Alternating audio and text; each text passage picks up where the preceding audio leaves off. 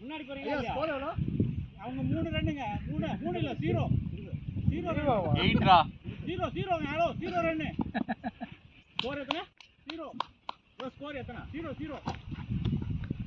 ஓ என்ன அடிக்க பாக்குறீங்க 0ங்க எத்தனை ப்ரோ 8 எங்க 5ல இருந்து ஒரு சிங்கிள் தான் போகுது 5ல இருந்து ஒரு சிங்கிள் தான்